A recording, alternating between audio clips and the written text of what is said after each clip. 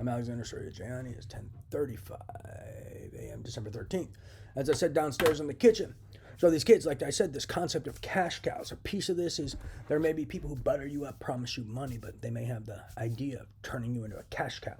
So there's people approaching people with money that's not theirs, that they've been making, stealing property and ideas that are mine, and then also stealing money for crimes I'm a victim of, and they pretend to be a victim, and they may blackmail people or sue in some terrorist criminal court and steal money and pretend to be victims of crimes I'm a victim of, but I'm really the victim, just no one will tell me what the hell's going on.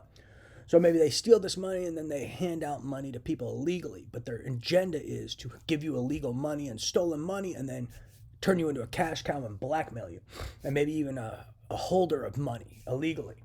So a piece of their hustle is they're handing and distributing out money, trying to make rich people, but trying to make wealthy people who are now their puppets and their wooden boys and their little Pinocchio scum.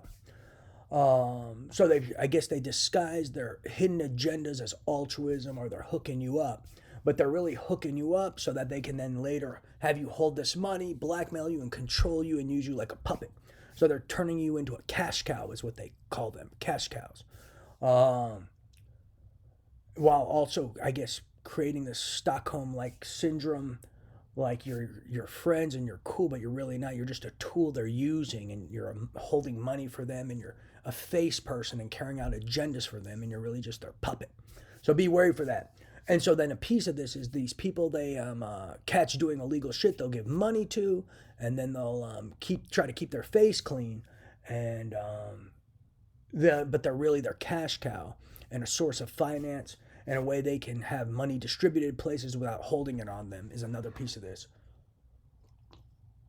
And then and then they have these cash cows floating around. But a piece of this is they lie for their cash cows and then try to frame innocent people for their cash cows crimes. So and then they keep the money in the hands of the cash cows, and then they blackmail the cash cows for money. So they like to give money to people and have them have it, maybe let them pretend to be rich or whatever the hell they're doing, but these cash cows are really being blackmailed and aren't rich, and they're really just these puppets. And then they lie for those guys so they can use their face and use them to carry out illegal agendas for them, infiltrate, etc.